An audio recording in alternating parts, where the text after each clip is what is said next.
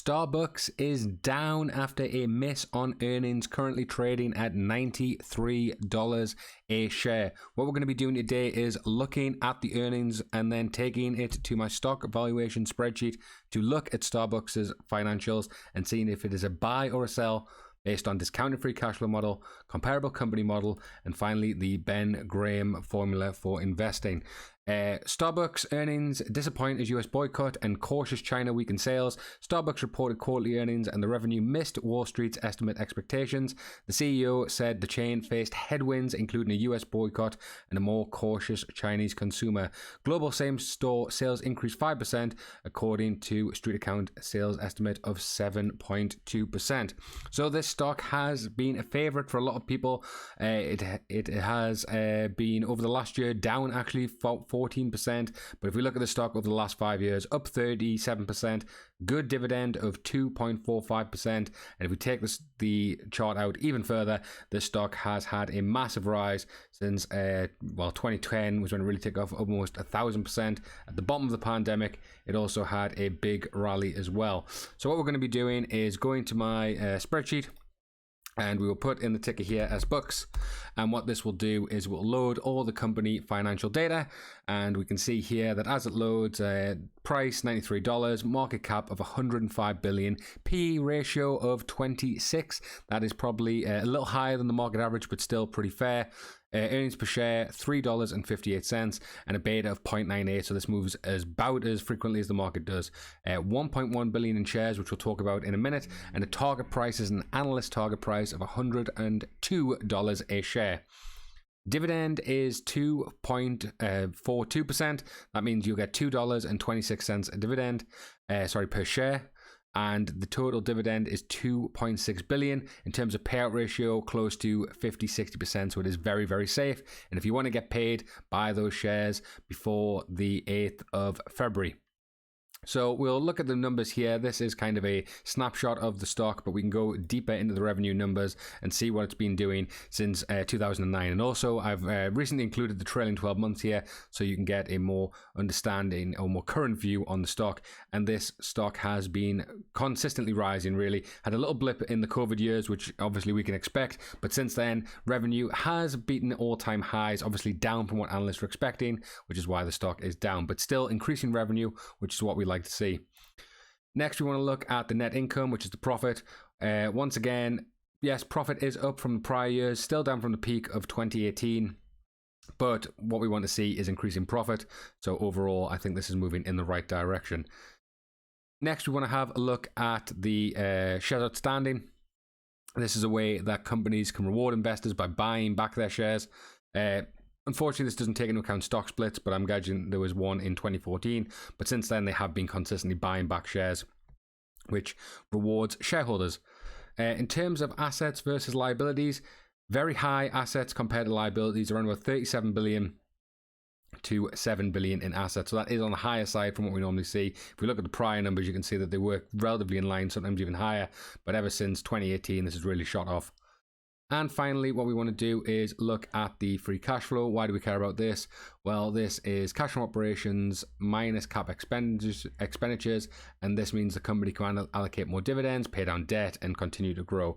And as we can see here, yes, 2018 was the highest with 10 billion. It went down, was almost zero in 2020, but has been pretty consistent. So it is moving in the right direction again. Really, the next few years will be quite crucial for SBUX. Now we want to have a look at discounted free cash flow model. What this does is it's a method of valuation using the future free cash flows of a company. It'll determine the value of investment today based on what we think they will earn in the future. So based on averages, which is what this sheet looks at. Oh, sorry, no, that number is not the average. Let me change that. Based on averages, the stock is valued at $222. So what I like to do is look at the numbers here and see what the differences are. Firstly, as you can see, the free cash flow to net income rate, because of that 2020 number, the values are very different. So we're going to take that out completely, and we'll just look at the more recent numbers of around about 105%. See, now that brings it down to an $85 stock. Let's have a look at the revenue growth rate. Revenue has been growing but has slowed recently. Let's see what analysts are expecting for the revenue over the coming years. and they have 39 and 44 billion. So let's see how far that is away from our numbers. Pretty close. In fact, let's just knock this up to 9%. Now this is $87 a share. And then finally, let's have a look at these net income margins. I think the number's been brought down by this number. So we'll take an average of these three, which is around about 12%. And according to discounted free cash flow, the stock is a buy at $93, giving it a fair value of $102 a share. Next, what we're going to do is look at the comparable companies model. What this does is it is a type of analysis that you evaluate companies looking at other companies which have similar metrics. What we're looking at here is EBITDA, which is earnings. Earnings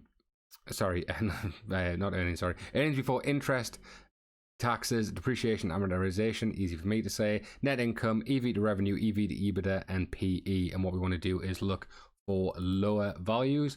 Now, just going on Yahoo Finance here, some similar companies, according to StarBucks, are McDonald's, MCD, KMG, which is Chipotle, and we'll also throw in Domino's in there as well. I think that's quite similar.